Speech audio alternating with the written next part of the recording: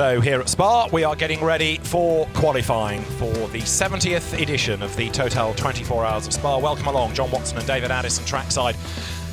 Getting ready for 4 parts of qualifying because the new system for the Blancpain GT Series Endurance Cup, if you follow the championship, you'll know this already, but to make the point, each driver must do a section of qualifying. You add the times together and you take the average to determine partly the grid for this event, but also partly which 20 cars go into the next part of the qualifying process, which is tomorrow night double lap super pole competition. So there's even more to play for this evening. Now, because it's a 24-hour race, of course, many cars will have 4 drivers. So that's why we have 4 parts of qualifying. But those that are in the overall situation will only do qualifying 2, 3 and 4.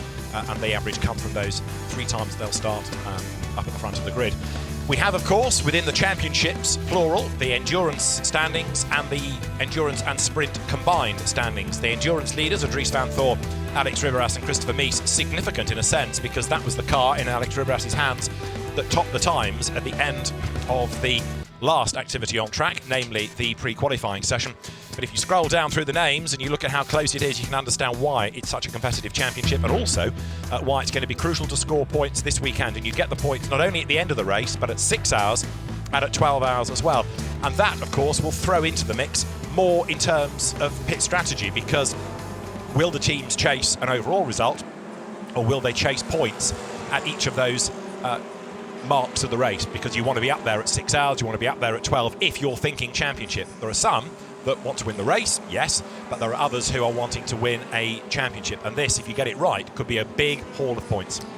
Indeed, but I tend to think that the ones that want to win the championship want to win the points as well, because it's the nature of a human being to take every opportunity that is available to you, max it out, and at that 6 and 12 hour point in the race, those are the periods when you can really focus and maybe do things that mightn't, in the scheme of things at that particular moment, appear to be the right thing to gain points.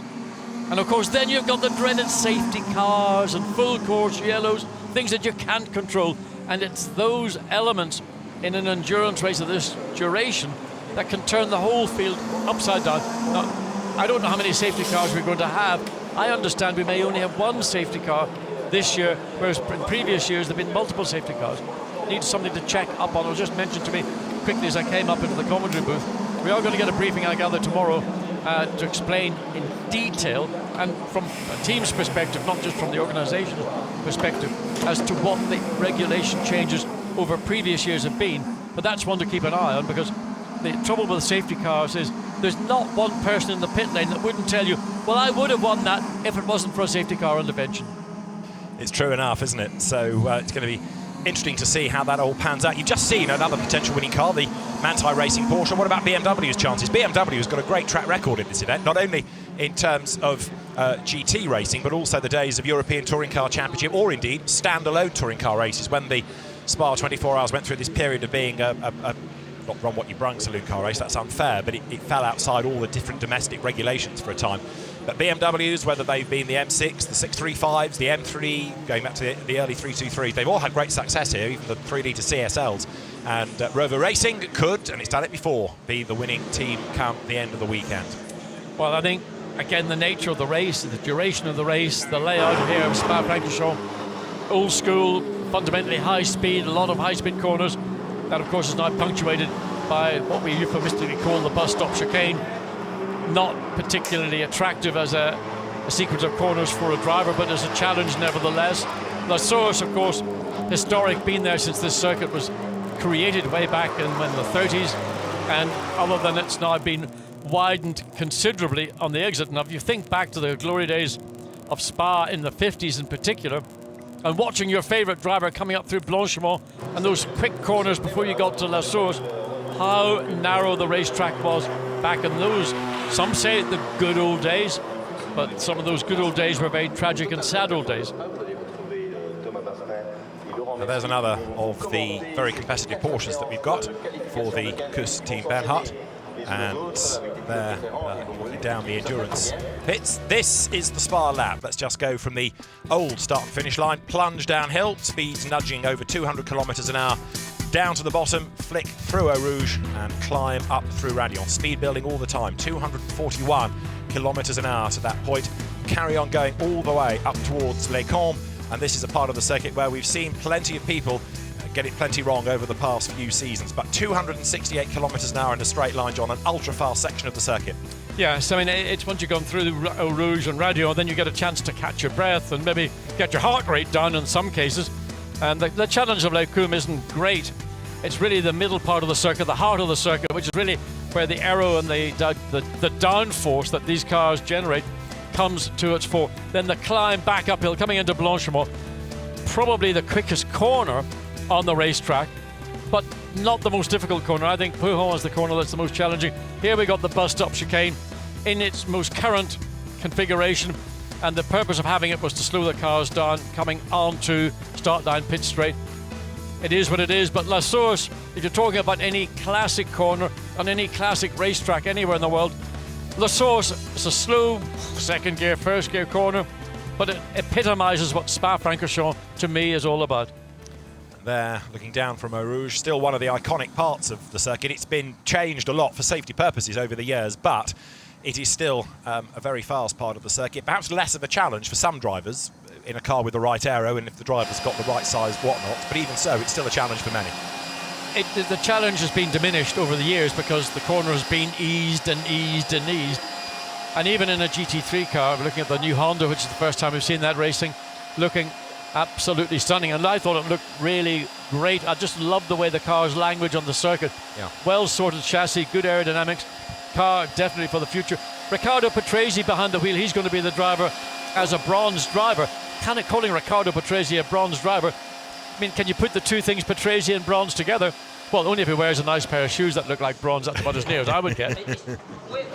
Now, the Bentleys didn't have a great first part of the evening, but the car's getting ready. There is the BMW driver Philippe Eng, who's gone for a wander to see his old mates. And Bentley with, as I say, little to cheer about just yet, but only pre-qualifying. You never really know what the teams are up to. Now I think people are going to start to show their hand, and the bulk of those that you can anticipate to go for overall honours we won't see until Q2 anyway. So this first session is still a little bit of a trick. Yes, because we're going to see the fourth driver in a four-car driver lineup. But what we will see in the remaining three sessions is there are 40 cars that can be in the top 20 on merit with the driver lineups, the quality of the entry, the quality of the car. But only 20 are going to get through, and that's going to be a real fist fight. And it will be tough for those drivers who are looking to get into the top 20, how they're going to deal with traffic for maybe the bottom half of the 26 or so cars, 23 cars that would create the bottom half of the field. They're doing their best. They're on the racetrack fighting for their own battle, their own categories, their own championship. And these pro drivers and these quicker cars are going to be coming through. The responsibility will always lie with the pro driver in terms of how they get through traffic and overtaking. If there is contact, it will be the pro driver that will be immediately brought into the stewards. The responsibility lies with the pro drivers when they're making their way through traffic. Now Audi, as you can see, has, as ever, a big presence here at the event, whether it's on the track or over the circuit. And Audi potentially could be a winning brand. We know what the track record is like in GT3 racing. Of course, Audi only really in recent years has had success in the Spa 24 Hours, because in the days of this being a touring car race, it never really had a car that was going to be competitive for any more than a class win. But since GT3 became the category for the event, much more success has come, and especially, of course, for WRT as a Belgian team, very important to win here on home ground. But you go back to 2011 to find the first Audi win. The event dating back to 1924, don't forget. Just getting some of the glimpses around the circuit. Look rather like a petrified forest.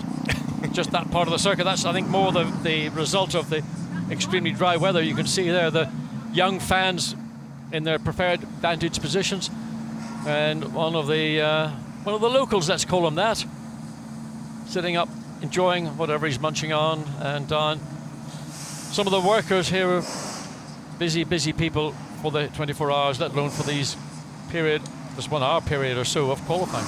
Broken into sections of 15 minutes, and Q1 is underway. Mercedes are a little bit sluggish to get away, but Q1 is underway. A few team managers had their wrists slapped for letting the cars onto the fast lane before the lights went green earlier, and before the fast lane open sign was on the timing screen. So for this occasion, They're being a little bit more cautious, but qualifying for the 70th edition of the Total 24 Hours of Spa is underway. Benchmark time that all these competitors will be aiming for was set this earlier in the session, or earlier this evening, I should say. Alex Riberas in the number 1 Audi, 2 minutes 19.758. Now, that was done midway through the session. Nobody really challenged it thereafter. In qualifying, fresher tyres, in some cases maybe even new tyres for these. This is a small number of drivers, maybe about 15, 18 competitors out in this session. Jack Manchester in the number 90 Mercedes. Now that was a car that stopped at La Source in pre-qualifying. Looks undamaged, so one assumes it was a minor mechanical drama, but the good news is that it's on track. All those cars have to wait. They're the overall Cup drivers. They have to wait until they're good to go in Q2, 3 and 4. The only advantage that you might say the 4th driver in these 4-driver car lineups will have is there's fewer of them on circuit, and therefore there's more opportunity for them to have their 15 minutes. What I'm going to say in the sun will slightly overcast. Now you won this race in 2014. Back here with the Porsche, you're our big hope for the weekend. How do you think it's going to go? Well, I hope good. We've been close last year. I've been close another time before, after 2014. So I hope this time we can put everything together, and wouldn't be bad to get a second victory. You feeling confident? Sorry? You feeling confident?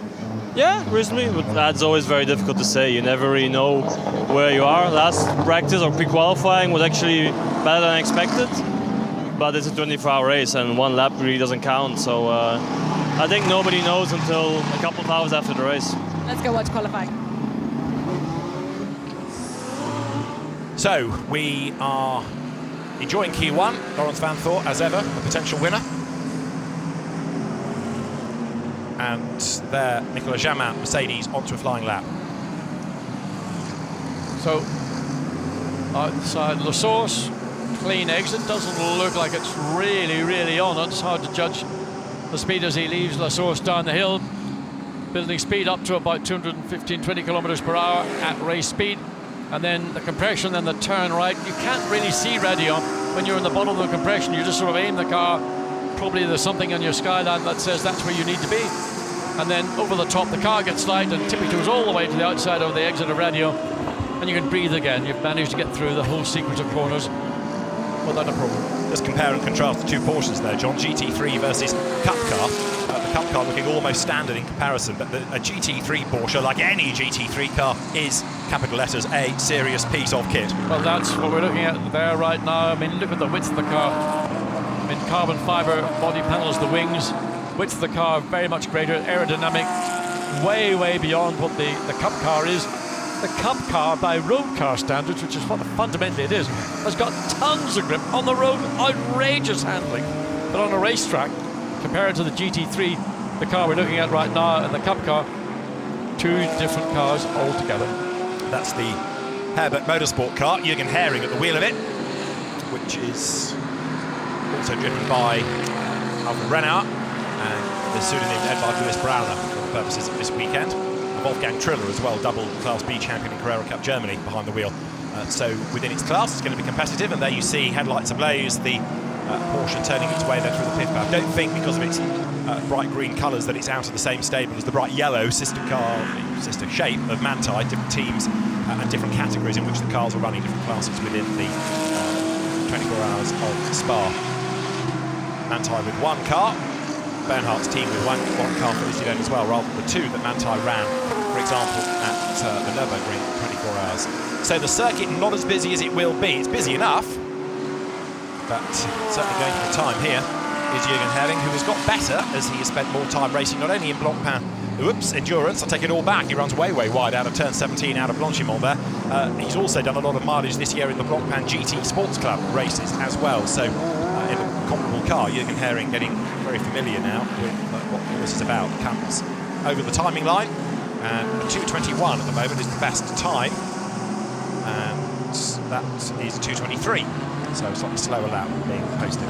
Riccardo Patrese behind the wheel of a race car, well, 61 years of age, and all the fundamentals that he enjoyed at the peak of his professional career, bit by bit he's peeling back the layers. And I would imagine by the time he finishes this race on Sunday afternoon at 4:30, he would like to say, well, I'm now ready to go and do a 24-hour race at Spa, because it will take him all that time to go through. Can I brake so late? Can I get on the power so early? Can I take a commitment? How much commitment do I need to make coming down here into Fagno, into the flip-flop? But the exit of that, how much curb do I want to run on the exit? Well, I'm running a little bit right now on the brakes into Campos. The commitment, and that's ultimately what you have to deal with, is that there is commitment and the ability to have confidence and trust in your car and trust in yourself as you make the way out of Paul Frere Cove, up the hill. A personal best for Riccardo Patrese, but this is his first flying lap. On board with the Italian driver, looks very composed. You can look at the focus, wearing glasses. Never saw Riccardo wearing glasses racing in period, but going through Blanchimont, a little bit of a load in the car, just him squeezing down on the seat, then relaxing as he comes out of Blanchimont, then on the brakes, slightly wide, turning into the bus stop chicane. So what time will Riccardo Patrese, number 30, in the Honda, 2 minutes 25, 2:25.418. That puts him currently in 9th position out of the 13 cars we've seen so far on track. It is, as we were making the point in the pre-qualifying session, a great looking car that, and you've got a quick driver behind the wheel of it. Honda is here not to make up the numbers, that is for sure. McLaren likewise, and there is the Am Cup car, double winner this year, and it is Alexander West at the wheel, as you see from the Lumirank display on the screen. This is the car that he shares with Chris's Harris and Goodwin, but also for this weekend, Andrew Watson going from the overall McLaren to a class car. You have to think that Andrew Watson is going to be doing a lot of driving in this car, assuming it makes its way to the end of the 24 hours, because he is the driver. If you like, he's their joker. He is a silver driver, but in real terms, he should be at gold or even platinum level, but he's still graded silver. So it's given the Garage 59, McLaren number 188, the opportunity to draft him in from the 58 McLaren into the 188. As we watch Alexander West getting a little bit wide coming out of the flap down into Campos, watching on the exit. Many drivers in that session, the pre-qualifying session, some 2 hours ago, were being flagged up for track limit abuses, and particularly as you make your way back up the hill through the series of rights, then left, the big commitment with the Blanchimont. Well, no brake lights, but maybe a little bit of feather on the throttle. And as that, you can see that sort of orangey red colour, that's the limit you're allowed to go to. You can get 2 wheels up it, but you're not going to get all 4 wheels over it. Alexander West, a bit too deep into the bus stop chicane, loses the momentum, having to check the throttle, then get the car back and then turn back to the left. So not a particularly satisfying lap, but 2 minutes 23.1 for the 188 McLaren. That sees it currently 9th quickest out of the 26 cars that so far. Riccardo Patrese has spun. Oh no. Riccardo coming out of Campos, what did you do? And he's beached on the outside of the road. Now can he get it fired up and can he get out of the way is the next question. A lot going on in Riccardo Patrese's head right now. The car stopped facing the wrong way. As we look at the Mercedes 89, still currently the quickest car of this red flag. And now it gets going again. He got it going, but not enough steering lock. So anyway, the session has been red flag. So just sit there, Riccardo, wait for everybody to go past. Then you can reverse back onto the racetrack. But where's reverse? Paddle shifts in these cars. You've got to look down into the cockpit. You've got restriction on the shoulders with a hands device. And all the Honda drivers going, oh, that's our car. So Riccardo Patrese, winner here in 1985 of the Spa 1,000 kilometres in the Lancia. He's found reverse. Yeah, the thing is, there's no, what I would call conventional clutch pedal. Yet he managed to get rear wheel spin going back in reverse, which is a pretty good thing. He got the car moving, now he's got to get a bit more lock onto it. He might want to really reverse the car further back onto the racetrack, because the track is under red flag conditions. So anybody coming through Campos is going to be travelling very much more slowly. And this is where panic sets in. You know, it's a lack of familiarity. Even though he maybe has spent days and hours going through all the systems, all of a sudden, game's changed. This is for real. What do I do? He might be on the radio to the team in the pits. Where's reverse? What do I do now? Well, they can say, just sit there. The track is red. Don't worry about it. The car will be picked up and we'll get it rolling very quickly. And of course the clock stops because this is the qualifying session. There into the pit lane comes one of the fleet of Ferraris out of AF Corsa. And that's Riccardo Patrese, who, having tried to get off the grass, is now stuck, I think, because even though we've had a little bit of rain, it was still slippery enough to make the grass damp, and there the marshals need to give it a shove, but anyway, he'll be out of harm's way. The car's under investigation for causing the red flag. Yeah, I mean, I'm not entirely sure what investigation is required. It's pretty obvious that I think there was a spin in Campus, and now Riccardo's got the car rolling, but he must remember he's got to come back to the pits at a very slow speed, 30 maybe kilometers or so per hour, and once everybody gets back into the pit lane, then the race director can get everything back in control, and then the session can get back underway. 6 minutes and 12 seconds. So that's the best part of an out lap, a flying lap. And if you're at the very head of the queue, you just might sneak in a second lap, but it's probably only going to be one flying lap in reality for the bulk of the field. So looking back, looking down from Radio to the curve at Eau Rouge, and there are two pits here, of course, at Spa-Francorchamps. This is what we might euphemistically call the Formula One pits, which was created some decade or so ago now, and the secondary pitch, which is maybe the historic pitch, which is the historic pitch here at Spa-Francorchamps, which is on the down slope, which leads to then pit lane exit as we look inside one of the R Motorsport Aston Martin's car, which was absolutely dominant at Silverstone and ran pretty strongly as well, but not maybe as successfully, in the Paul Ricard 6 hours. And look at that little bit of mist beginning to cling to the trees. That's Spa for you, isn't it? Well, you know, what else can you have at Spa? We haven't had snow yet, but, you know, give it time. Still time. Yep. So looking down from the top of the hill, all the way across Pont, Blanchimont, the bus stop, the start and finish area, the F1 pits, of course, it's the combined pit lane here, so you come in through the F1 pits, the hairpin on the inside of the source, down through the so-called endurance pits. There they are, the old pits, what used to be the Uniroyal Tower, which I don't think is used very much these days, but it's another focal point of the circuit, and these are the cars trickling their way down to La Source, and the exit then running down to Eau Rouge. Red flags fly. The session will restart on short notice, we are told, and so 6 minutes to go effectively. This gives us a chance to hear from Nico Bastien, who was doing spectacular things earlier. He's out of the car and with Dakota. Nico, now you're leading the Silver Cup Championship, so there's going to be critical championship points on the line here this weekend. Are you going to be able to keep up?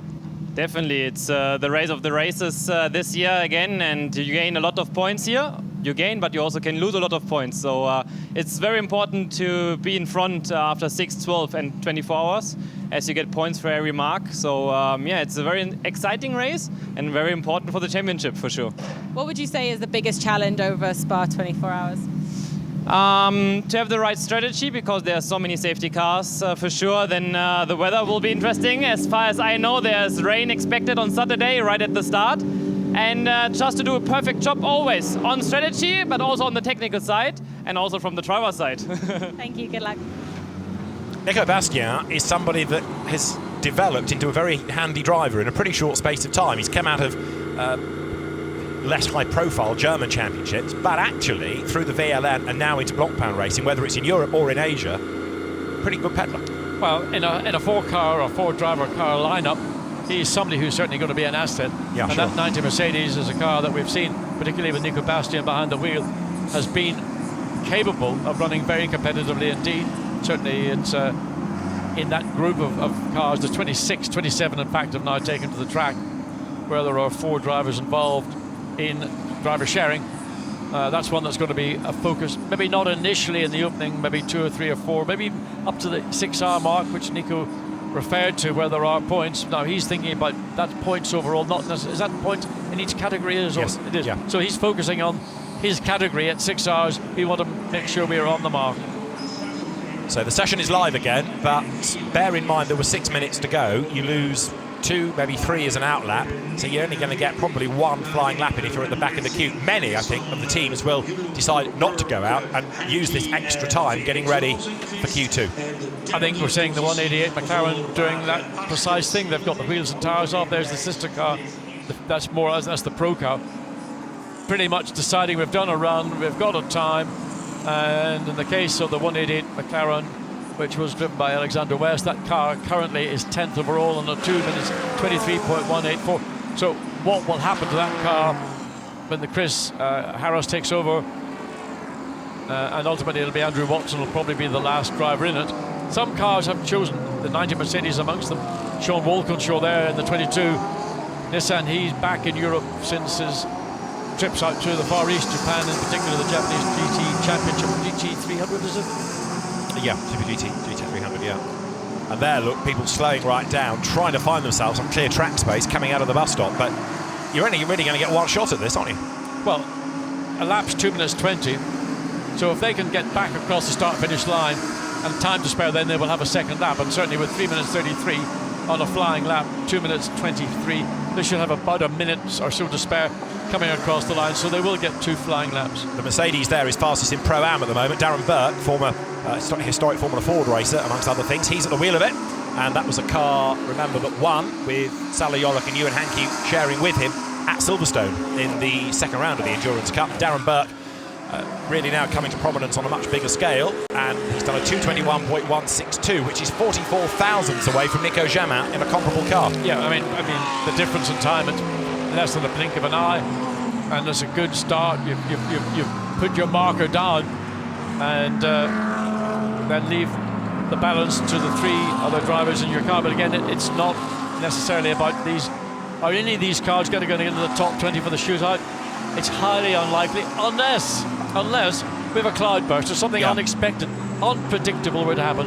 But I don't think, looking skyward at the minute, there's a fair amount of blue sky, probably about the same amount of blue as there is overcast, but certainly all that overcast way higher than it was earlier in the afternoon when we did get rain. The traditional Spa rain didn't let us down. And it's already booked for the race, as you heard Nico Bastian talking about, for the start of the race as well. I mean, that's going to make it even more frantic, isn't it? I was concerned about the grin on his face. Yes, he was it was almost as if he wanted it to be wet. You know, I mean, he's a glutton for punishment. Take it easy, Nico. Take it easy. Yeah, it's not what the promoter wants for the start of the race. The crowd's going to get wet, but they're number 12. This is 5th fastest at the moment. This is Ling Kang, which is how it should be, because in Chinese you put the family name first. I know when he came into European racing he was known as Kang Ling, but it should be Ling Kang to do it the correct Chinese way. Former European Formula 3 racer, and Ling Kang accelerating now through Blanchimont, driving for Ombre Racing. Is that a dab on the brakes, or has he got his headlights on? No, he has his lights on, yes. So just being able to differentiate between the tail lights and the brake lights. So that was the tail light we saw coming into Blanchimont. And he goes for the pit lane. So he's happy enough with what he's done. 5th quickest, 2:21.389. 2:21.118, still the quickest overall. Just got Rob Smith in the Team Parker Bentley up to 8th. There is 75 Ferrari. That was the car we saw a little while ago going through one of its pit stops, just getting ready. But 75 is the Gregory Chow, David Chipton-Biantoro, Christian Colombo, Matteo Cressoni car, the T2 Motorsport car.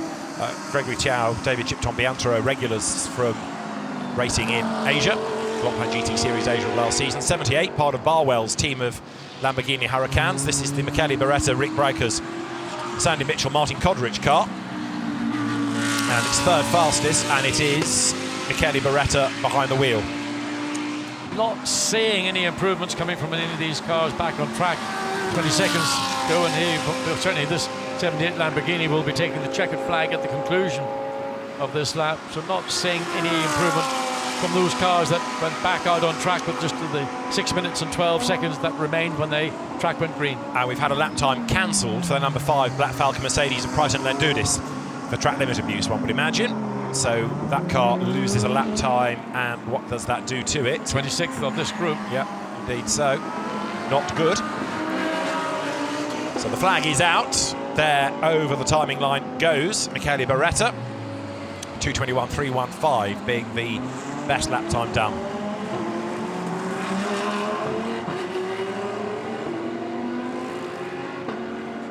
Riccardo Patrese 21st before that spin at 2:25.418.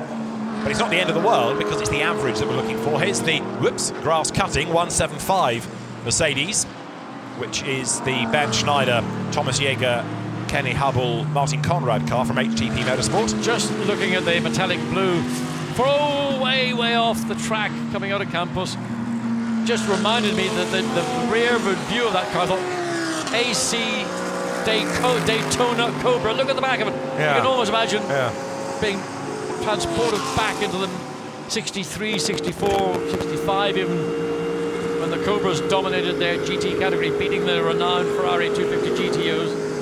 Spectacular paint scheme.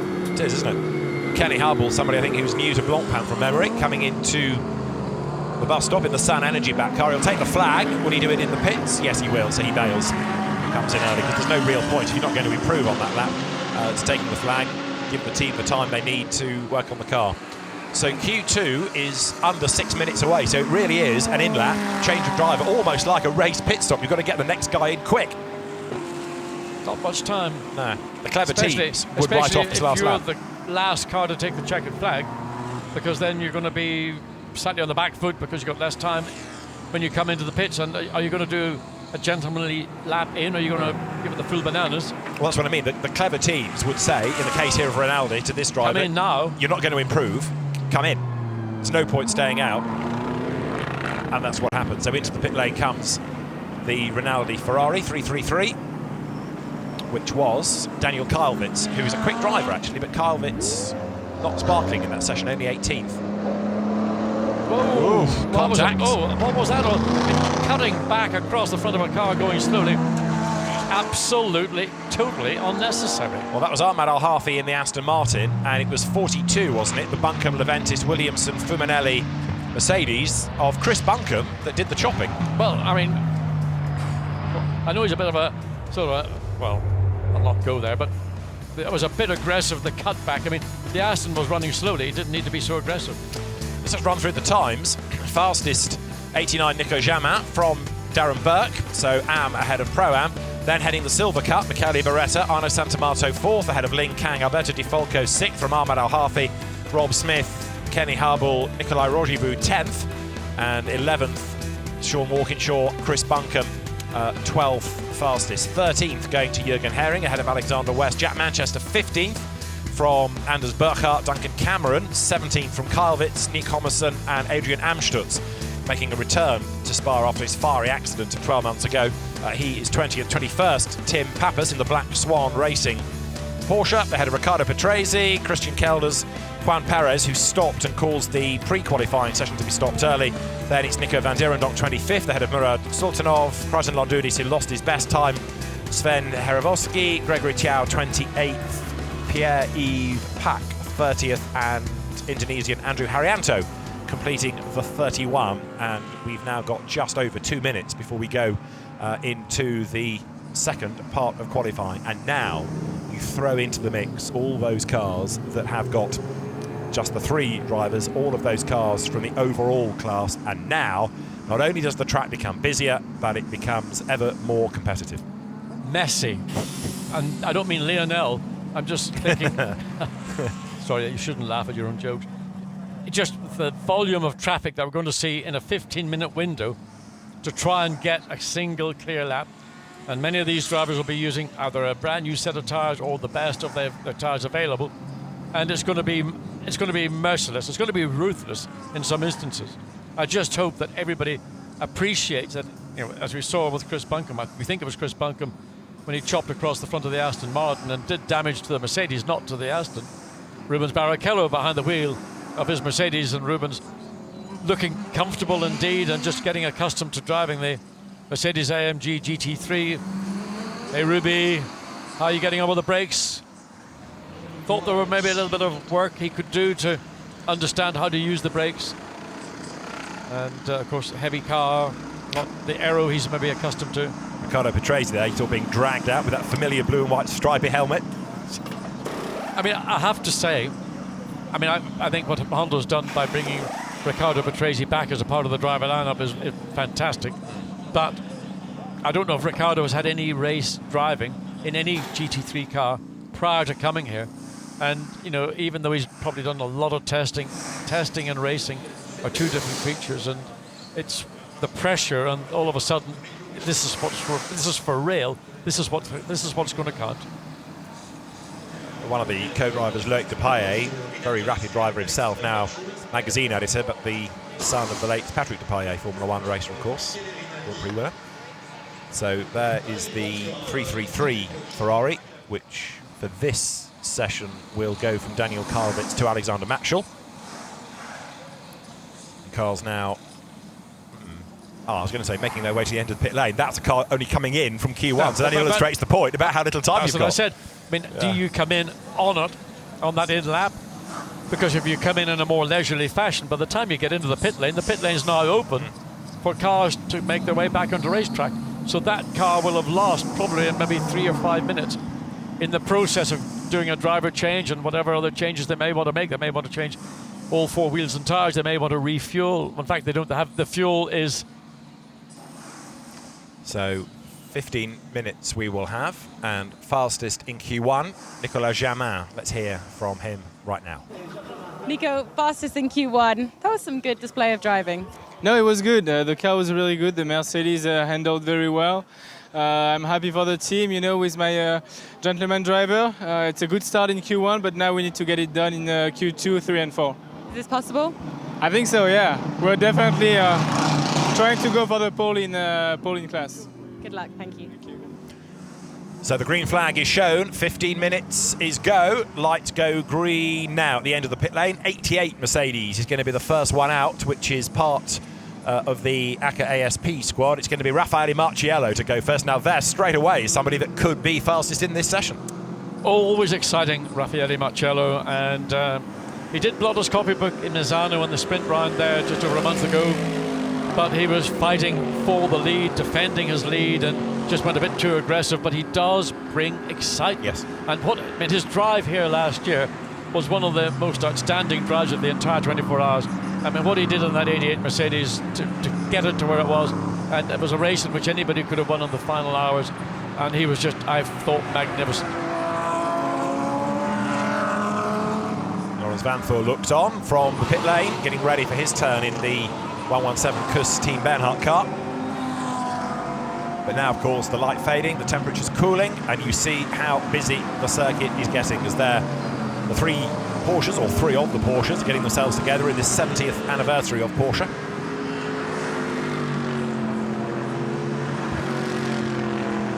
Not everybody out yet, but the line of cars disgorged from the pit lane is getting longer and longer all the time. Now, who's in 911 for this session? Because that, again, is going to be a car to watch. Fred Makowiecki. Don't bet against him being the fastest. No, and I mean, Fred will get his elbows out where he needs to, and this leading group of cars will want to sort themselves out. They don't want to get, for example, the 28 Lamborghini getting too closely involved, albeit Stefano Guzzotto behind the wheel. Great noise the Mercedes makes. Green lights flash as they're getting the warmth into the tires is Marciello. So he's done the right thing here. First out means you've got, in theory, clear track space. However, there are so many cars still coming out of the pit lane, it won't be long before he catches effectively the tail enders. Exactly. And it's all going to happen around the radio. Here we see the cars making their way. Okay, the pit lane exit actually enters the racetrack beyond radio, but it means that you're going to have a whole plethora of cars going down the Kemmel Straight, maybe not staying to the right as they're required to do. So Raffaele sets off. First flying lap for the young Italian, a driver who really is, I think, if not the most exciting to watch, one of the most exciting, but there's his problem. Now they're all going to filter down through the historic pits or the endurance pits. Right now the racetrack here is clear. It's only when he gets through Eau Rouge and then over the top of radio, and all of a sudden, what have I got? Well, any number of different cars, all behind him, ahead of him, and he's hoping. Look at them all over the place, weaving, trying to get tire temperature. And Raffaele's, I don't know how you swear in Italian, probably it's easier to swear in English, saying, get out of my way. Well, headlights are on, but straight away he catches a Ferrari mid-corner. Going to be hard, this. With respect to all these drivers, when they're coming out of the pits, knowing that there's a driver on a flying lap because they would have known somebody had to be first out, you've just got to be aware and get out of the way. In this instance, that's critical. What happens as the session goes on, then everybody's either in and out of the pits. Look, weaving side to side to side, and Raffaelli's backed out of it because he knows wasting my set of tyres, wasting my time. These guys haven't got any idea. My car, 88, way quicker than they're driving, wants to get through, and there's no way with 6 cars ahead of him that he's going to manage any of that. He needs to get through some of these cars, though, before he gets to the bus stop chicane. Otherwise, he'll have another lap where he'll be doing much the same thing. So there's a flash of the lights to the TPR Bentley there to try and get through. But as you say, this lap is compromised. So in theory, first out, clear track space. It's not worked at all for him, has it? I mean, it's a roll of the dice as to what you do. With 15 minutes and 62, 63 cars going on track, it's a lottery. And if you get one clear lap in your session, you will probably thank your lucky stars. So Raffaelli is now winding it back up again, but look at the traffic ahead of him. That's at the end of a lap. You shouldn't be doing that. Now Raffaelli is completely off. What is going on? These guys are not using their mirrors, they're not aware, and they're compromising what he has done. Now he's got to start all over again. But look who he's just gone past. Those are WRT Audis. Those are pro drivers. They're not AMs. Well, whoever it was behind the wheel ought to be more considerate, because to do what they've done on a car that is potentially going to be a quick car, number 2. René Rast. Well, René should know better than that. Dries Van Toor, next one through. They were the last 2 cars he was trying to get those 2 past. drivers, I would have thought the race director might say to them, what you did compromised the potential of the 88 car. But René Rast, right on the gearbox, almost under the rear wing, runs inside the curb in the exit radio, trying to get a slipstream from the Mercedes all the way down the Kemmel Straight. Mercedes stretches his legs, but as they get further down the straight, Audi picks up the slipstream. What for Rast coming out to the left, trying to find a way under brakes, but no way with Raffaele Marciello that's going to happen. The ACA ASP team complaining to the race director that there are too many cars weaving around, getting the warmth into the tyres, which is what we've seen. Absolutely. I mean, I think what was happening coming up into the bus stop chicane was from 2 pro drivers, knowing that there was a quicker driver coming behind, was ridiculous. Bentley 7 up the escape road. Fred Makovici fastest, 2 minutes 19.760. And number 1 Audi, absolute best in the first sector. And this, did we put Dries Van Toor behind the wheel? We did. So yeah, Marciello is struggling now. Yeah, well, of course, he's had maybe the best of his tyres gone. This car was one of those 2 Audis that was doing the weaving. Yeah. But Dries Van Toor has managed to find that little bit of clear racetrack overall quickest in sector 1, running behind Marciello, who is beginning to wonder what went wrong for me. What have I done wrong? Well, you've Dries Van Toor, wheel right over the curb, the right rear dragging inside the curb, dragging dust onto the racetrack. Marcus Winkelhock fastest, 219.598 now, so this is the target, a 219.5. 34.1, 218.988. Tom Blomqvist in the Valkenhorst BMW. He was being quick in that pre-qualifying session as well. It's a quick car, wasn't it? So Tom Blom with an absolute 2 personal bests. Winkelhock is 2nd, Fred Makovici is 3rd, Renger van der Zande is 4th. 76 has now gone 2nd, so the R Motorsport Aston Martin up into 2nd place. So all of a sudden, drivers are finding clear bits of the racetrack. Watch Dries Van Toor. What can he do? This is a quicker lap than the 88 Mercedes. He's following, but isn't good enough to get him into the top 6, into the top 3, into the top 1. Fastest at 218.763. 218.763. And Raffaele Marciello is being given a warning flag for blocking. Come on. Maybe that's your quid pro quo. He might have felt, well, I got messed up out by the number 1 and number 2 Audi. Watch when the Porsche now comes across the line. Is this going to see a further improvement for 911? No, it's not. So he's onto a flying lap now. At last, that was a little bit slower. So, to recap, Dries Van Toor is quicker than Tom Blomqvist. 3rd is now Calvin van der Linde for Land. 4th is Mathieu Vezivier. 5th is Winkelhock. 6th is Makovici. And now you're on board with Fred Mako and a warning flag for blocking for Raffaele Marciello. Well, I think that'll be under discussion. And he's 10th, by the way, Marciello. Flat out through Eau Rouge over radio. Now that takes commitment, and that is impressive. So So the bright yellow Porsche climbs the hill. Look at the dial, 258, 259, 260, still accelerating, 261 km/h. Not the quickest down the straight, but remember Spa-Francorchamps is a circuit of 3 parts. The first part high speed, the middle part very much aerodynamic, not restrictive, that's where you can pick up so much time. Then the third stage, very much more about top speed. But Fred Makiewicz, personal best 39.979 in that first sector. Currently that car 6th, quickest overall in a 219.7. Fred Makiewicz looking as he comes down the hill into Puhol. Listen.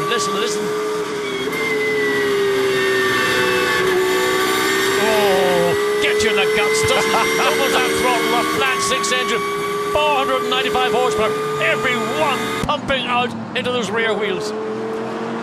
And Fred Makiewicz working hard behind the wheel, winner at Nürburgring, winner at Le Mans, powering his way now down towards campus and then the Cours Paul Frere.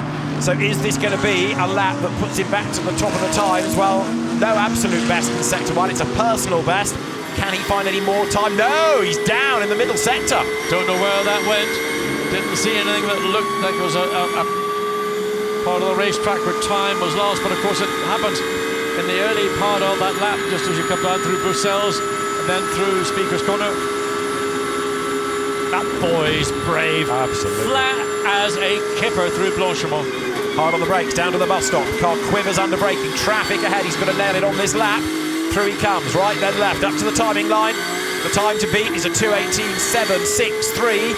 Can he do it? No, is the answer. It's a slow lap, isn't it? A 2:20.258. Disappointing. In the meantime, Dries van Thor, that's the number 1. It is Dries van Thor, number 1, Audi 2, 18.763. So, what's new? An Audi being quickest provisionally in Spa 24. Who wrote that script? Never heard of that before. And from a Belgian team, no less, and a Belgian driver. But it's not the time, it's the average, and then you've got to get through Superpole as well, of course, tomorrow afternoon, tomorrow evening. Marcus Winkelhock here behind 333 Ferrari that's lost its best time for track limit abuse and almost gets in the way there. We put Alexander Matschel, had we not, at the wheel of that car for Q2. Here he goes. Number 25 Audi, Marcus Winkelhock at the wheel, down in sector 1, down in sector 2. Just sensed a little bit of a lift, a little bit of a breathe. So this lap time, not going to be any improvement. So maybe just getting it all squared away. And now get on it hard, Marcus, because this is where you can make up a small amount of time. You go in really slow when you're preparing for a lap, get the car positioned to the right, then straight line the exit as well as possible.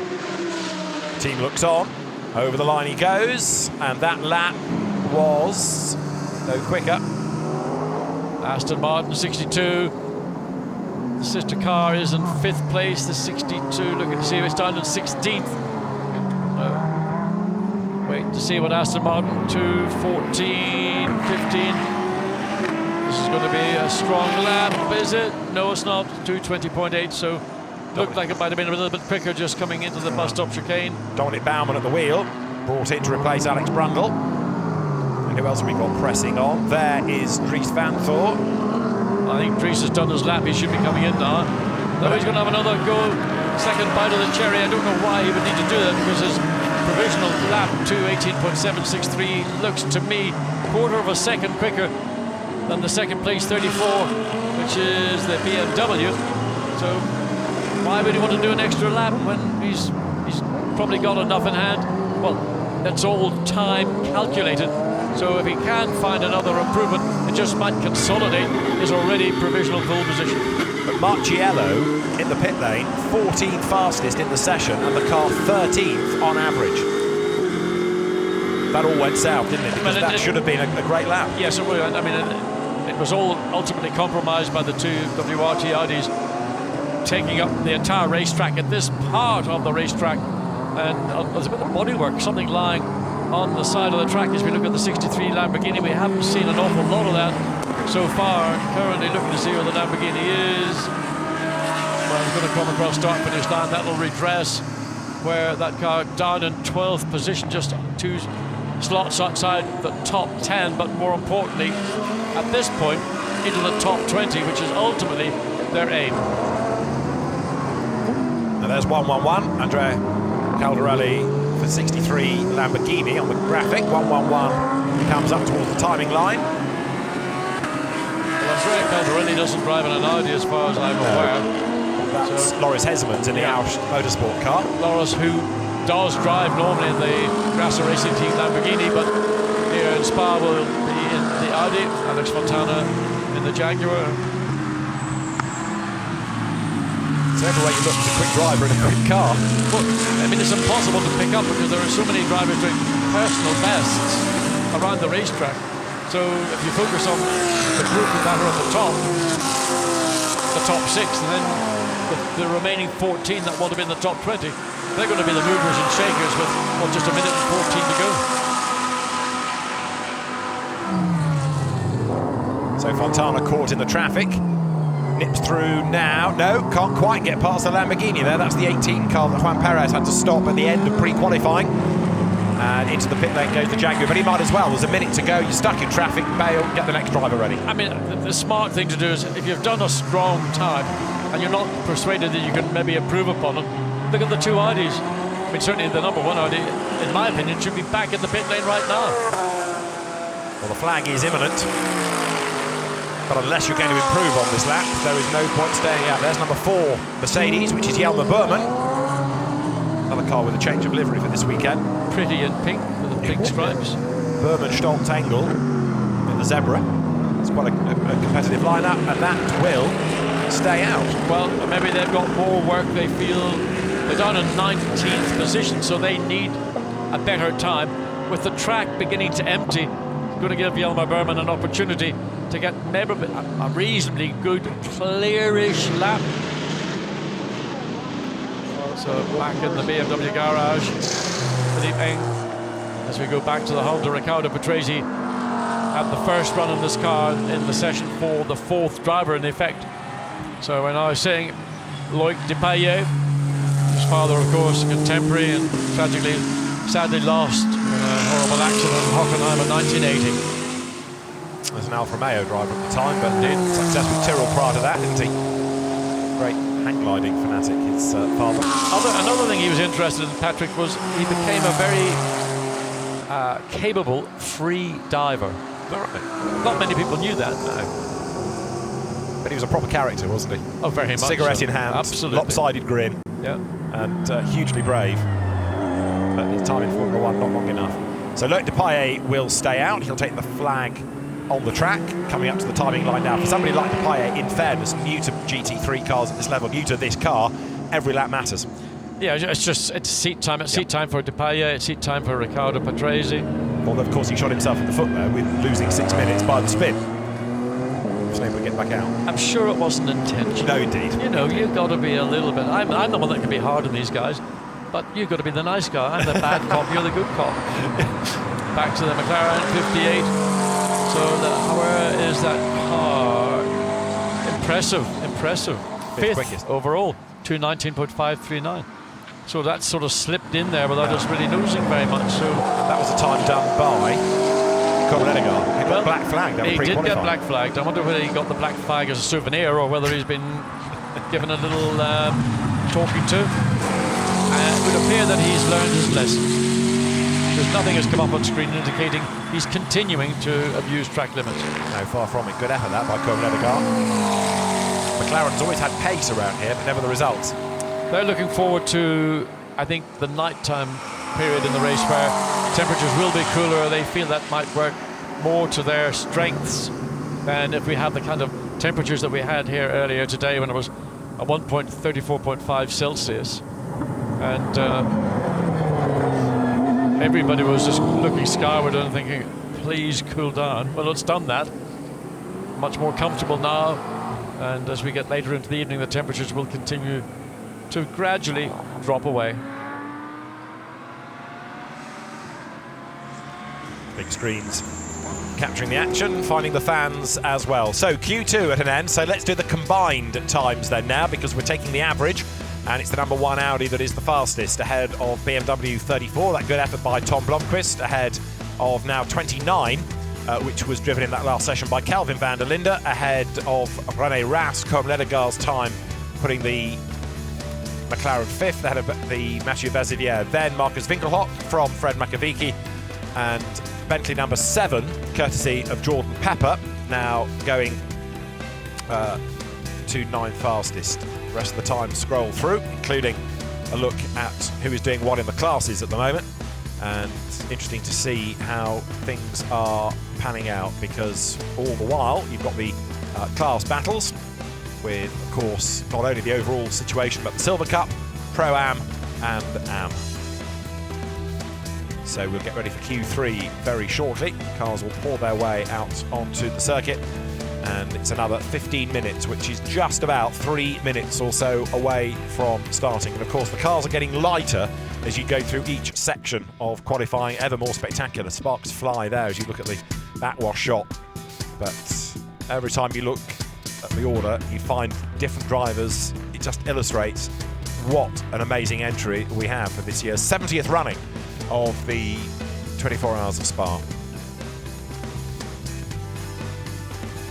One car damaged in free practice earlier on in the day, which was the Black Falcon Mercedes of Gabriele Piana. That car hopefully will be out for qualifying, but it's not a guaranteed arrival, so I think I'm right in saying that it is missing for the moment, and it may therefore be that we only see it tomorrow when they have the warm-up and also the Super Pole for the fastest 20 at the end of tonight. There is night qualifying though still to come this evening. Of course, everybody has to do 3 laps in the dark to satisfy the regulations, so if they can't get it ready for night qualifying, then they've got to go and face the stewards and plead their case.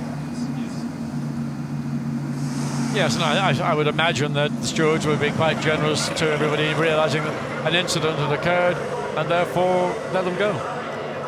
Now Dries van Toor's car is the fastest. Lively session for him, he topped the times. Let's hear from him. Dries currently fastest in Q2. Now I saw you talking to Chris back there. What advice were you giving him? How to drive the car around Spa?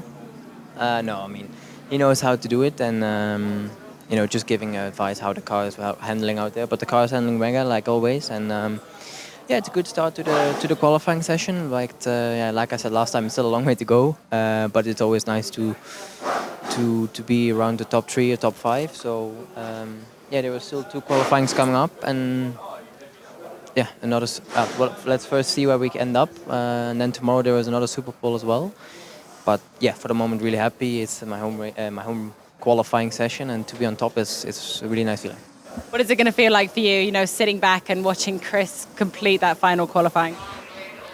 Quite relaxing. I know he's a really good driver and he knows what he's doing. So I don't feel any pressure when he's. I mean, it's always pressure when the car goes out and you're not driving it yourself. You don't have it under control. But you know, I have 2 very good teammates. They know what they're doing, and there was no any feeling or to feel pressure or anything like that. So yeah. Well, good luck. Thank you. So, for number 1 Audi, Dries van Toor has done for today. It'll be interesting to see whether he gets the driving duties, assuming the car is in Super Pole tomorrow.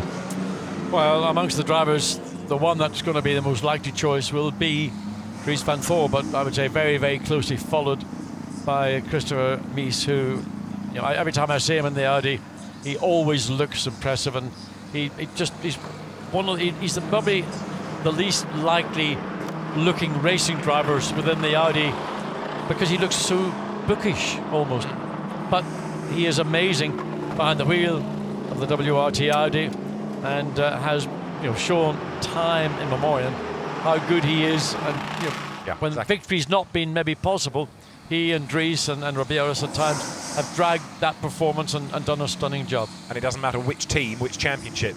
He's like a USB stick. Plug him in and he just works straight away. Yeah, pretty a good comparison. Absolutely. Star driver, undoubtedly, John, you're right. So we are ready for Q3.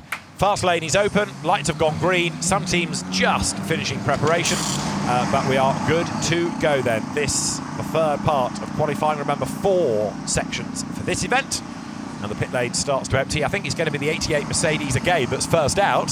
So they're going to roll the dice again and see whether it's going to be an easier passage this time. Who goes in this session in 88 is the next question.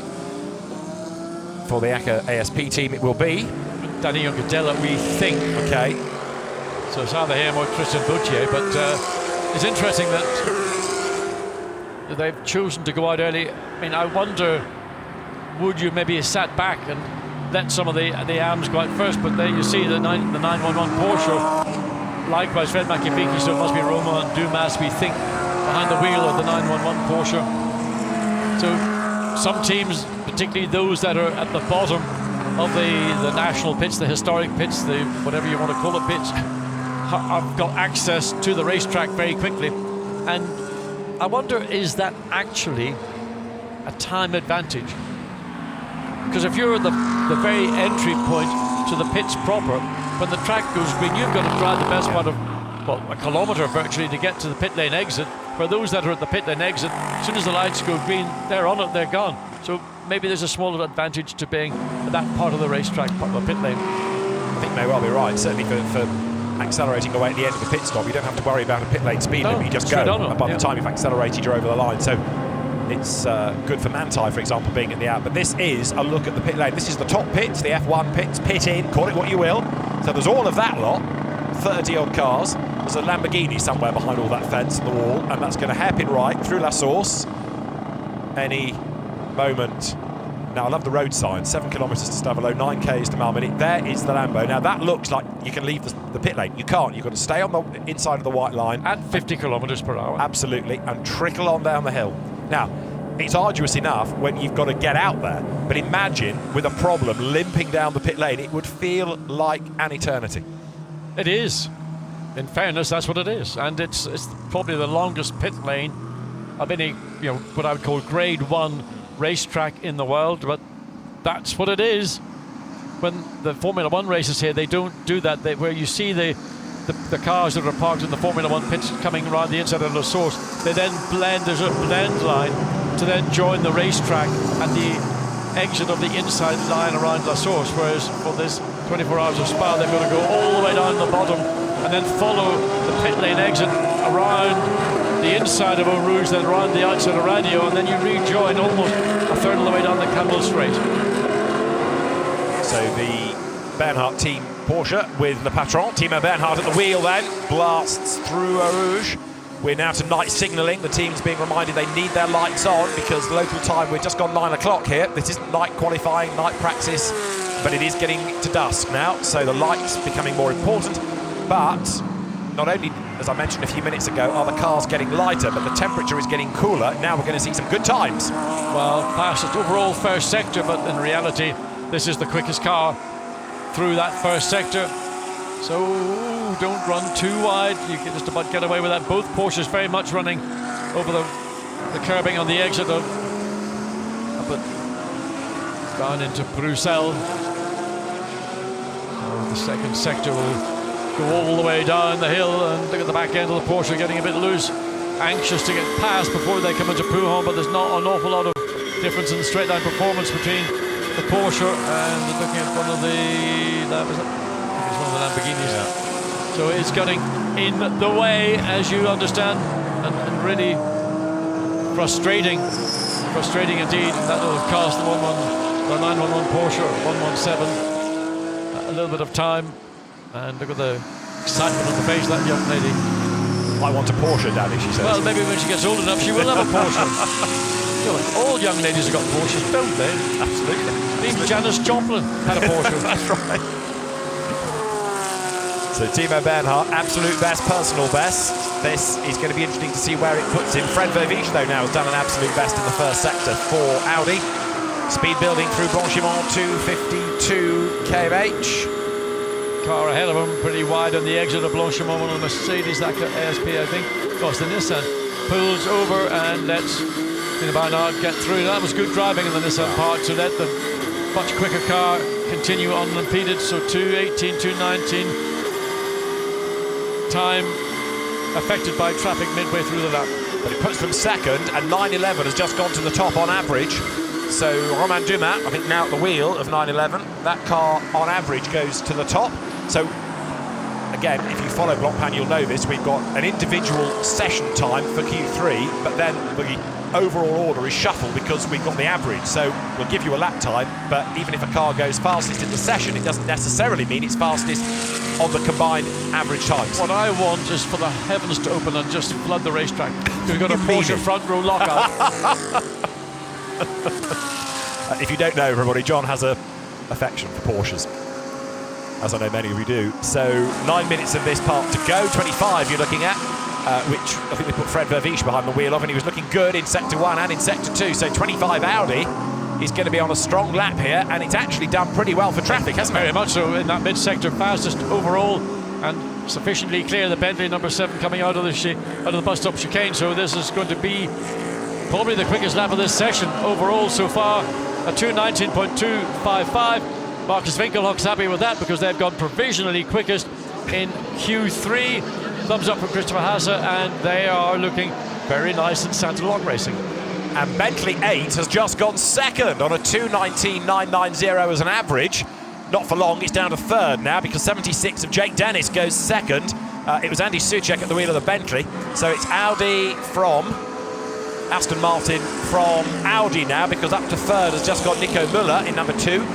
Fourth is Bentley. And do you remember saying, well, down to 5th place, the number 8 Bentley, but you remember saying in the pre-qualifying event, where is Bentley? They've got no pace at all. They've been just sitting back doing their homework. Absolutely. The pace, Andy Soucek behind the wheel. Now BMW fastest, because on average Christian Cronjes has done a 2:19, or the car has done a 2:19.000 as an average.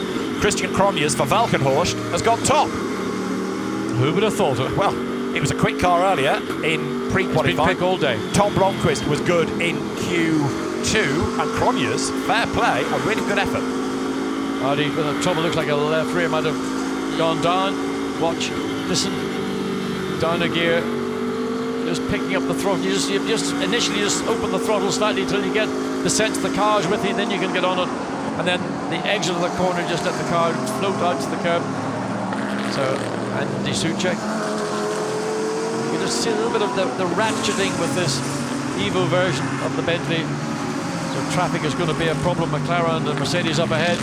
Oh, well, again, that was a little bit clumsy from Andy. Not really quite nailing it as he ought to have done, and that's probably more frustration and looking forward to the traffic that he knows he's going to have to cope with. Well, McLaren gets out of the way. Thank you very much. The Mercedes is going to step aside as well. So he's done actually pretty well. Good cooperation from those other drivers around, and that's what I would like to see. The Audi 25 likewise just following up behind the Bentley. So here's Andy Soucek. Number 8 Bentley is 9th. Number 7 is 27th. So they're not quite at the races yet, but look at this wall of traffic.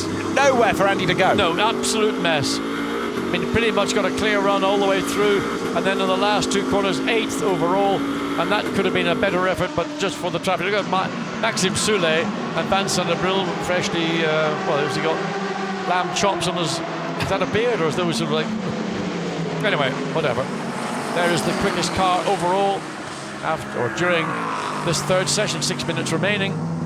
So Christian Cronjes at the wheel of it, and it is Fred Verviche second. Now Stephen Kane has just gone third in the session and 6th on average. So Bentley 7 has arrived in the races. Taking a long time, but again, you know, do the time when it counts. It counts in this qualifying.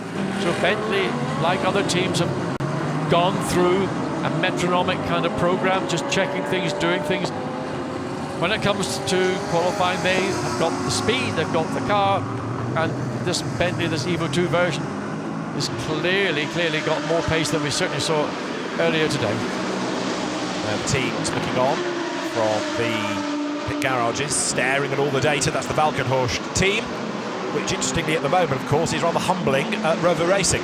Slow car from turn 4, that was the Audi that we saw a little while ago, so it's limping back. 5 minutes of this part of qualifying to go. 14 Lexus is down in 19th place, an average of 2 minutes 20.8. Yellow flag. That's red flag. Red flag. With 4.5 minutes, or just over 4.5 minutes to go. Now, was that for traffic, or is there another reason? I wonder if that Audi is ground to a halt somewhere inconvenient. If it was getting slower and slower, it may have just stopped. I know that sounds obvious, but if it stopped on the road or on a dangerous place, the race director... Oh, it's the Aston. It's the Aston. Now, why is that stopped up there? Is that Jake? It is Jake Dennis. So the car that was 4th on average, BR Motorsport Aston Martin. Well, Jake got out, walked around the front of the car, had a look at it, and then has stepped back and sat on the wall. But, I mean, I wouldn't think a red flag would be necessary for a single car stopped on the inside of radio. But heaven forfend anybody else ran off the road and struck a parked car. Number 76 under investigation, calls the red flag. Is there damage to that left side of the Aston Martin? Has he spun the car? I think there's damage to the door. There is damage to the car on the left-hand side. That's not just the way the door's closed, is it? Well, it's difficult. The camera angle couldn't quite pick it up cleanly. It might be just if the door isn't properly closed, but there's marshals jumping down to have a look and see if there is something. So that's huge disappointment for the 76 Aston. Currently, it's 4th overall. So everybody's looking down and they're looking inside the rims to see if there's a problem with the suspension. But there comes the marshal with a bag of sand, I think, running towards it, like there might be a fire or a leak. I mean, you wouldn't have a brake issue at that. So we're hearing it's lost oil pressure. Well, I mean, the only way you lose oil pressure is if the engine is about to blow up, or an oil pipe or some form of, the oil cooling and whatever has maybe fractured, or a union has fractured or something. Certainly, Jake Dennis got down and had a look into the front of the car. I thought he was looking at the brake assembly, the brake disc, the pads or whatever, to see if that was the issue, but it would appear to be a loss of oil pressure. Loss of oil through a rouge. So loss of oil through a rouge. Must be true. That'll temper a few drivers when they go back out. They've got 5 minutes. What if they do go back out? More or less remaining. Well, some will go back out, but if there is oil in Eau Rouge, what are they going to do? They're going to get out with speedy dry and brush it all clean, because there's still 4 minutes 52 of this session remaining. So that's sufficient time for people to go out and get 1, possibly 2 flying laps in. They can't just bail out at this point. They've got to allow them that track time. Yeah. Indeed, but can't see anything that resembles oil on the track from that shot there. You're only going to get 1 flying lap in, aren't you? No, you go out. You've got just under 5 minutes to go. There we are. There's that's nasty. That's a load of fluid, and that's going to. I think Jake might have managed to get the car offline before he would go through Eau Rouge. Well, that's why your oil pressure dropped, because there's no oil in it. Yep. But if you take less than 5 minutes, take an out lap out, there's just about time for 1 flying lap. Flying lap is 2:20. It is, yes. So you've got really an out lap and 1 flyer if you're at the front of the queue. But this could be quite a long stoppage, because that's going to go all the way up the hill. That's going to be a good 100 metres up the hill before the car stopped. But looks to me he's managed to keep the car pretty much off the line. He must have realised there's something pretty bad pretty quickly. He didn't appear to take the race line. He was certainly leaving enough space on the inside, but that's going to take, say, 15 minutes and probably counting to get the track back to a condition before the cars can be released to conclude this session and then go on for the 4th and final qualifying session. Well, the restart is in 12 minutes' time. Well, there we are. Hopefully.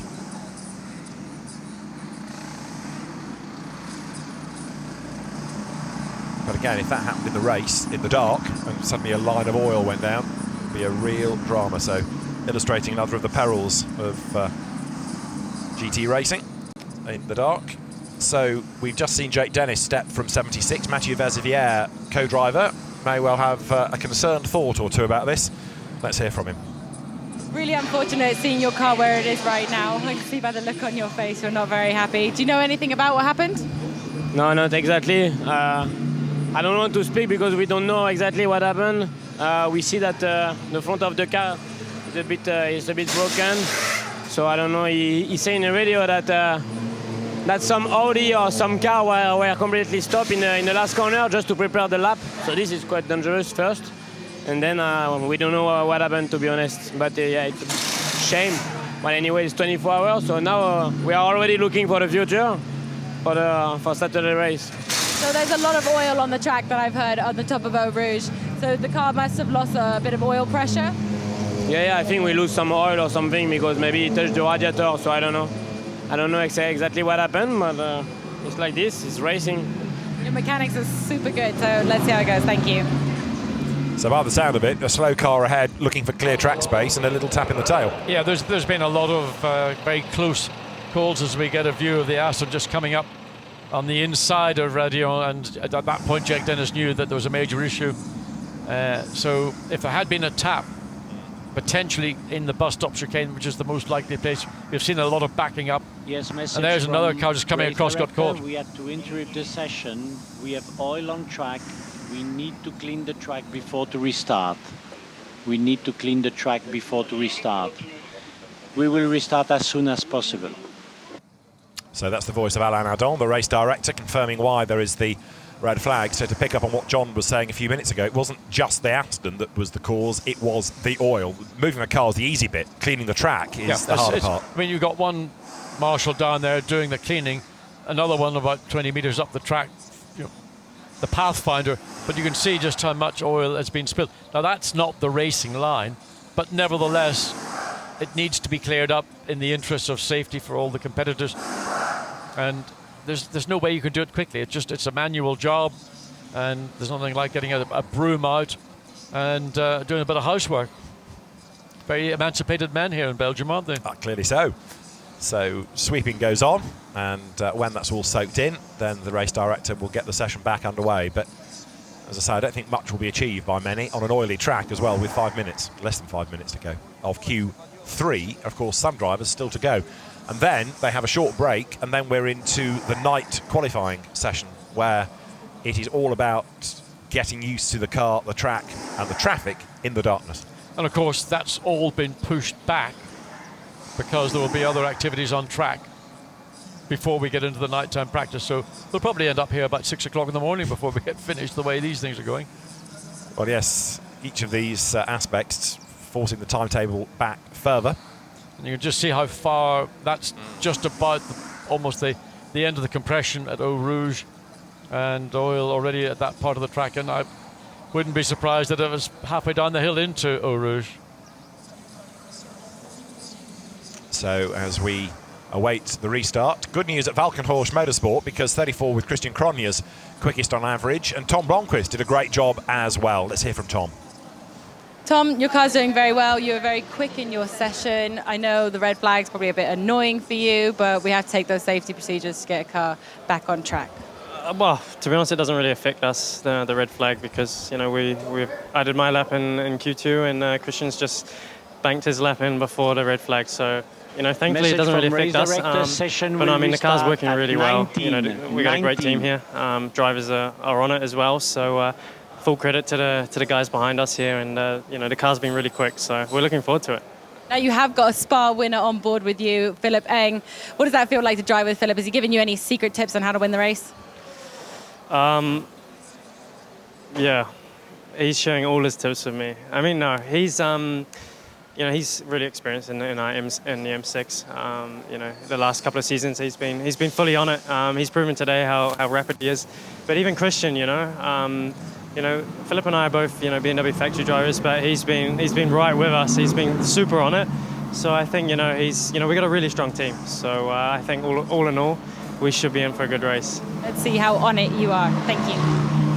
We are 40 seconds away from the restart because it's been brought forward. You heard the voice of Alain Adon a moment ago saying it will start at 19, and that is now 35 seconds away. Tom Blomqvist, son of Stig Blomqvist. Although Tom is British by nationality, he is New Zealand by birth, and of course with a Swedish father, member of the British Racing Drivers Club, as a Commonwealth driver, but now with a British licence. And Tom, as he just said, a BMW factory driver, former DTM racer, now GT and Formula E racer. So we're nearly good to go. Yeah, and a good job by the marshals to get that oil cleared up. So track will be going green very, very shortly. People lined up trying to get the last knockings before this session, 4 minutes 50 remaining. Whether anything will be gained. The Porsche 911 looking to get into the mix as well. So that currently is down in 12th place based on the times in the first three sessions, but in reality the Porsche, as a three-driver car lineup, has only done 2 of the 3. So they would like to get that into the top 10. The sister car, the 117, is up in 7th place on a 2 minutes 19.8. So there's about half a second between those two cars. Not everybody will go out. Some will sit back and think, well, let those that are going out do the track cleaning.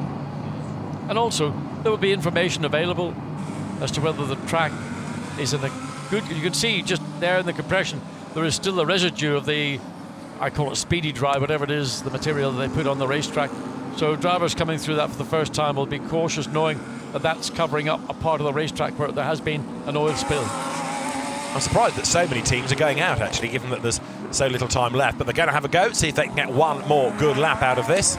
There is that cement dust put down. It'll be interesting to see the first car that goes through there. Is the racetrack actually giving up the levels of grip it did before? Is there still enough oil there to unsettle any one of these cars that are going back out of track?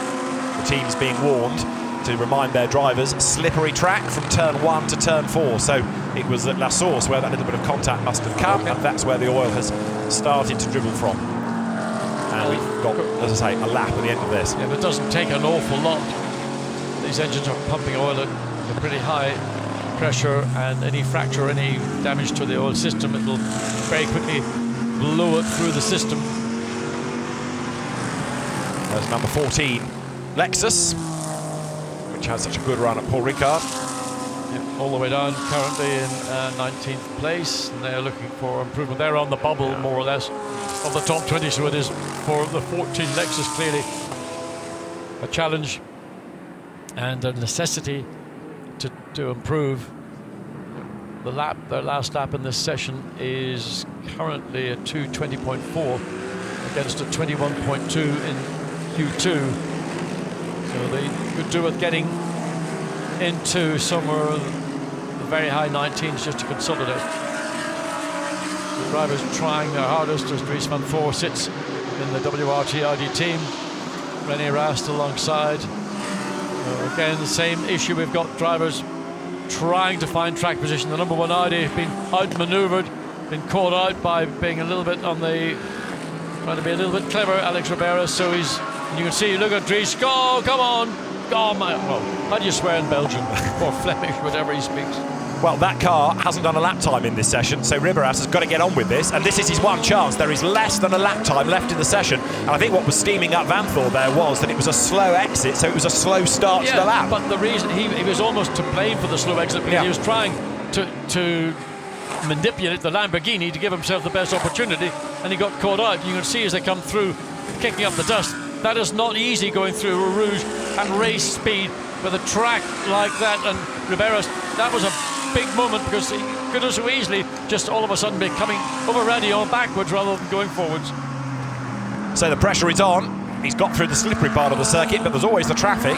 And let's see what the first sector is going to be like on this lap for Alex Ribeiras.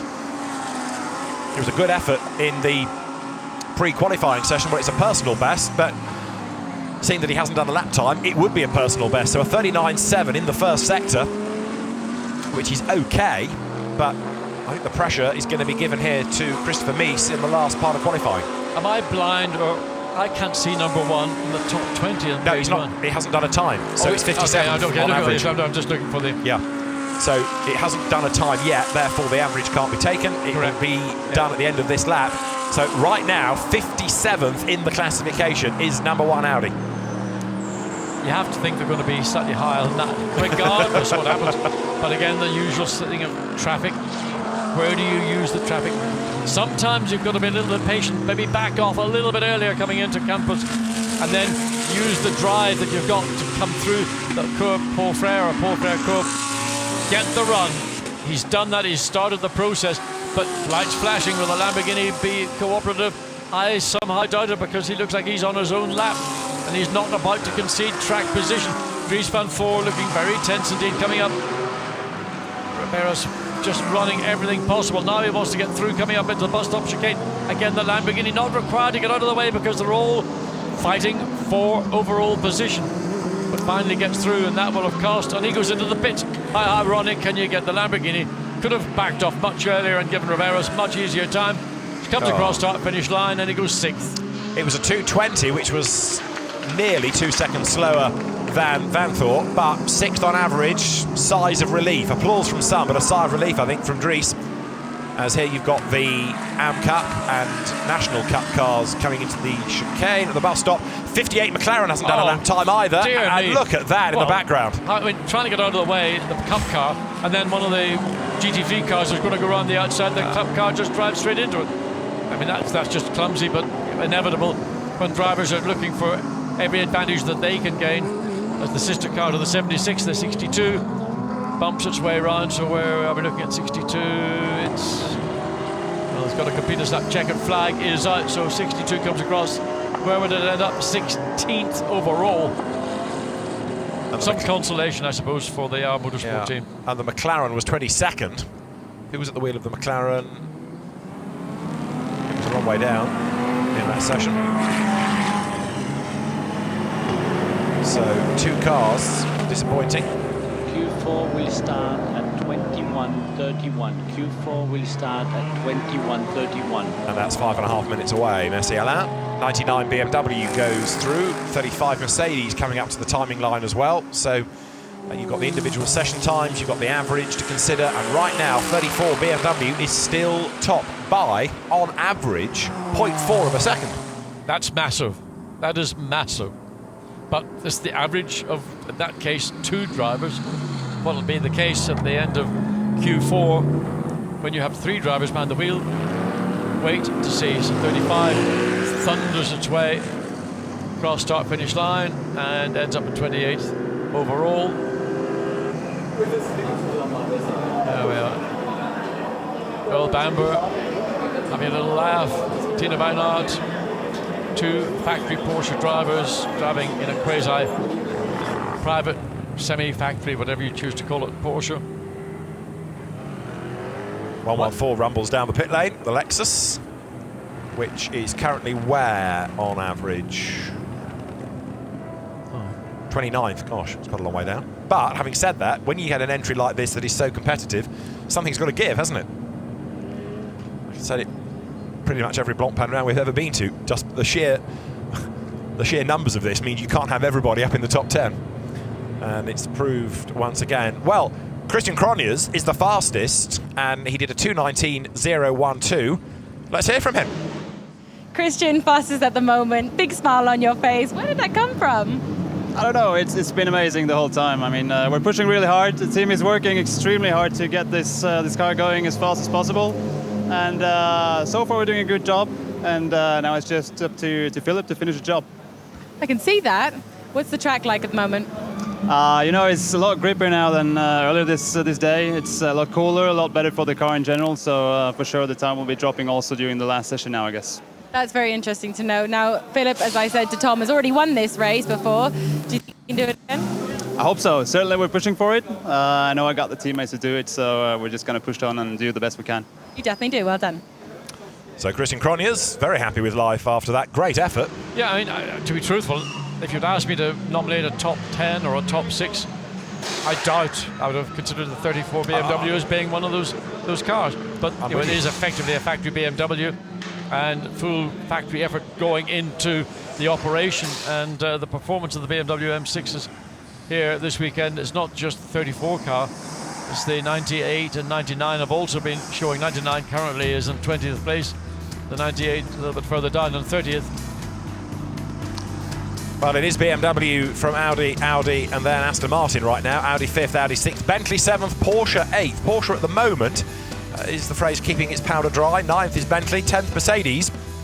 We haven't got that many Mercedes yet up at the pointy end on the average. Ferrari we've hardly talked about yet, but 72 from SMP AF Corsa is 11th, and Mercedes 12th. So it's a very jumbled order right now. The Manthey 911 is only 13th, Emile Frey Jaguar 15th. But, of course, there's another element of qualifying still to come, and then you take the top 20 to run in Superpole tomorrow evening. And just factor into this, there's a rather Damocletian grid drop hovering over the 911 Porsche anyway for Romain Dumas, with now 4 behavioural warning points to his name, and that is a 10-place grid drop. And I'm saying it's a Damocletian penalty because it's not confirmed until you get up to the start of the race, because if anything else happens between now and then, the penalty will become more draconian. Sounds painful to me. Looking at what we're saying, I mean, we've got a top 20 after 3 rounds of qualifying. We've got a top 20 after 4 rounds of qualifying. Who is in that top 20 and what their respective positions are will have probably not a huge amount of bearing on what we will see then on Friday evening, when we have an effect. I call it Superpole. It's not a Superpole as such. It is a shootout. it will be tomorrow night that everybody's focus, once they've achieved their goal of getting into the top 20, will be focused upon. So still a lot more for teams to think about, but right now, Q4 coming up, they know that this is their last opportunity to consolidate or to gain position. So this session is going to be tough on everybody in the field, but particularly those in the pro category, who are the ones that are fundamentally going to be the principal challengers for out-and-out victory, certainly for 6 hours and 12 hours of the 24-hour race. Quick word about the classes. Pro-Am in that last session was topped by 175, which is the Mercedes of Kenny Harbaugh, Ben Schneider, Thomas Jäger and Martin Conrad. And if you go further down through the Silver Cup and the Am Cup cars, you get other good times out of the likes of 49 in Pro-Am, which was the Darren Burke, Sully Yorick, Ewan Hankey, Felix Rosenqvist Ram Racing entry. And let's go back down to the pit lane, catch up with more drivers with Dakota. Fred, P2, 0.4 of a second separates you and those boys in P1. You haven't won this race yet, but I know it's on your bucket list. Yeah, for sure. I mean, P2 is not bad so far. It's a good new system with the average time. So let's see what Haase can do. But I'm confident he can do a good job. It's good that you're with last year's winners. That's great. I mean, I'm really happy that Audi gave me this confidence to drive with them. And I think we're matching each other, and the atmosphere is great. Thank you. Good luck. So right now, Pro-Am, as I say, is Ram Racing topping the times. Then 32nd is the leading Silver Cup car. Number 28, Lamborghini, Ivano Santamato, Stefano Guttuso, Nicolas Pola, Fabrizio Cristiani. The leading Am, as Q4 is live, is 188 of Chris Harris, Chris Goodwin, Andrew Watson, and then Alexander West. And you've got to go quite a long way down to find the best of those in the Group Nacional as well. Silver Cup, I told you that 28 years I had. So 540 is the leading Pro-Am at the moment. That's the Black Swan racing car of Tim Pappas. Right, we are good to go. The session is back live. Interestingly, David, track relatively empty compared to the first 3 sessions, when there's a lot of cars very keen to get onto the racetrack. Indicates to me that the 3rd driver and the 3 driver lineups particularly are all looking at one single flying lap on a new set of tyres to either make or break their provisional positions overall, but principally for those looking to get into the top 20. And there you can see just how busy the pit lane is. Relatively few teams out on track, and those that have timed it right and are on the circuit now may have bought into the ideal situation. Yeah, indeed, and that's the point I was trying to make. The 88 Mercedes, we saw Raffaele Marcello, when he got behind the wheel of this car, got really bogged down, trapped in traffic coming up through the bus stop chicane, running behind the Porsche 911 up in through Blanchimont, backs out of it a little bit, but he's got traffic behind him, so he needs to be careful not to be involved in causing a blockage to cars that are running that little bit quicker. But since they're all on their out lap, it's all a little bit academic, so the 88 Mercedes does the usual thing of staying way to the right, then cuts back from the pit lane entry as you go to the 117, which currently is 8th overall, again doing much the same thing. You can see how much they're able to straighten out that switch from right to left by being really slow in the first part, getting right across onto the right hand side, then cutting back up on the brakes, down into La Source. Laurent Vanfort, the absolute master of Audis in his day, now a master in the Porsche team. So watch as we drop downhill. I'm going to stop talking. I want to hear how flat can you be going through Eau Rouge, Laurent?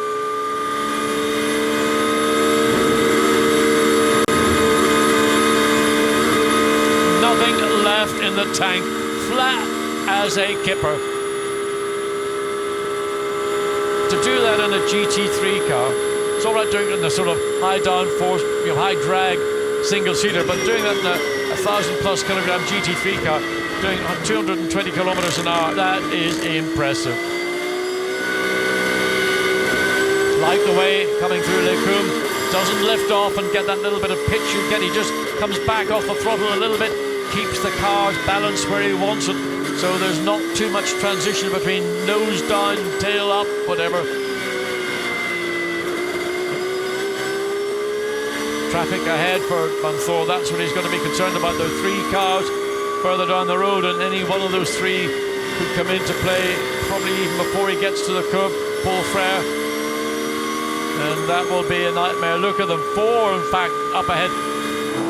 And it looks so planted, that car, doesn't it? It's the way he's driving it. You know, it's a slightly different style of driving to that the Audi he was familiar with. But once you master that driving technique, it's still a very effective GT3 car. But look at that, I mean, committed. And what I love is looking at the rear of the 911, you see the exhaust. They run these things so lean, the pipes are grey. There's no hint of soot or black. Fastest overall in the Sector 1, well, understandably why, because he looks the quickest car. 2 cars up ahead of him. Fortunately, maybe only one of them will come into play as he comes up into the bus stop chicane. Is he going to get past the Bentley as he comes? Yeah, well, it does. Gets through, so unimpeded. So this lap for Lawrence Van Thorpe is going to be the best chance, I suspect. He's going to have traffic there getting really messy. The 19 Mercedes really causing Van Thorpe to have to hesitate. Costs him maybe half a second or more. Comes across the line, 19.8. Provisionally quickest.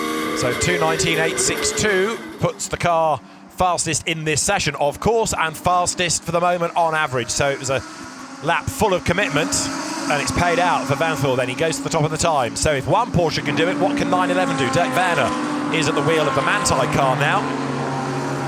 But not only are the drivers, of course, hustling on here, trying to go for a time, but they've got the traffic and they've got the fading lights to contend with. And as the natural light fades, so these very bright headlights in the mirrors become more of a factor. Oh yes, it's horrible, the lighting. You can see as the camera picks up the power of these LED headlights. You know, they've just got a whiteout. Which car's which? You couldn't even tell there's 3 cars in that shot until they pan through the corner, and then you can see the individual cars. The 34 BMW by Li Peng using the flasher on the car. You're only allowed to use it so many times, particularly when you come in behind an AM car, and that's a mess for Philippe Eng. And you can see Tom Blomqvist, he knows that this time has compromised 2 cars in the way of Philippe Eng. One gets out of the way, but it's going to be a difficult lap for the BMW driver, and he will have lost. And it's the Cameron Matt Griffin Ferrari that was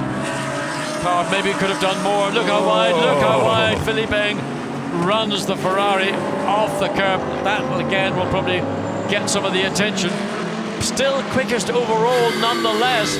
So the 34 BMW has gone back to the head of the field, but now we've got the 911. Porsche comes up across start-finish line. It's not a great lap. 15th, how disappointing. No, it's not. 11th. Yeah, 15th in the session, 11th on average. It was Matt Griffin in the Ferrari, who of course was trying to do his own lap time there, but ended up in the way. This is the problem when you get a Pro-Am car and a Pro car coming up. You're reluctant to give up your position because you're fighting not for overall position particularly, but for your particular class. But certainly Philippe Eng didn't show any mercy on the exit of the bus stop chicane by running the Ferrari 4 wheels off the racetrack.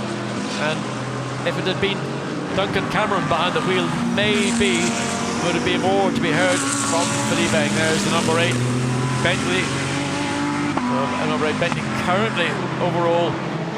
Vincent Lebril, it's Maxime Soulet behind the wheel. So watch Maxime Soulet, who normally, when you get down to the last minutes, is in the number 8 Bentley, the driver that will probably pull out the miracle time, and that's what he's looking for currently, as I say, in 6th place overall, comfortably inside the top 20, which is what their principal ambition is at this stage. But they want to know just what this car is capable of. Yeah. So it's not as if they're going to hold very much back, but the key will be to getting into the top 20, and then they should be doing very comfortably indeed. 6th fastest, 4th now, and that was the best time in this session, so it's gone quicker than the Porsche. So there, number 8 Bentley to the top of the session times. Maxime Soulet, happy birthday, because he's 35 today, 4th on average. But the Porsche 117 has just managed to nip in behind the Bentley into 5th place. And it's Audi's 2nd and 3rd behind the BMW. Robin Frins brings number 2 into the pit lane, 2nd fastest on average, and and now third in the session because Albert Costa has put the Lexus second in the session, number 14, but that's only 13th on average. Yeah, but it's 25. Audi has gone up into second place overall now. Santalok Audi, WRT Audi, WRT Audi. So great effort by the Santalok team to put their car ahead of the two WRT teams. 9-11, still work to do.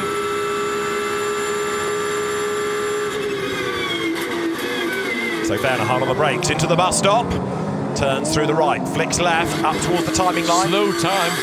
Yeah, it's not great, is it? Car squirms as he puts in the power. This is the lap he's got to really go for. Well, 5.5 minutes of the session remaining. Personal best in the last sector. Momentum carried forward. Is this the lap? This has got to be the lap. So let's stay with it. Out of La Source, up through the gears, on board, John. Okay, we're dropping down the hill. 4th gear, 5th gear, 6th gear. I'm going to shut up. Listen, flat, flat. Oh, a little breathe. Just a touch of, because he had a touch of understeer going from left to right, so we had to check it by coming out of the throttle. Just a small amount. So Dirk Werner not confident enough to nail it all the way through Eau Rouge. Up to Lecombe. Down through the gears, on the brakes. The car squirms a little under braking. Turn right, turn left, up the curb. It's again, not really, car not looking as comfortable to me as it, and again, very wide coming through the exit of Lecombe. It's unravelling this. Well, it looks like he's just got a little bit too much understeer and he can't get the front of the car to respond quite the way he might like to give him that confidence to get on the throttle and get the car then exiting out of the corner at the maximum pace. Out of Speaker's corner, downhill. This is Pouin.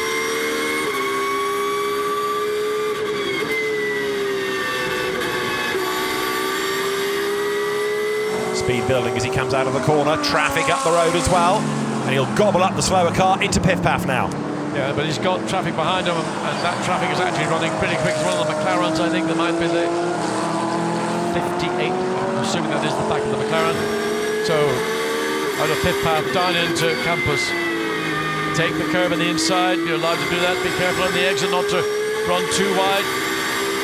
Flat out through curb. Paul Frere runs the curve on the exit. Now from here up until the bus stop chicane, it should be absolutely pedal to the metal.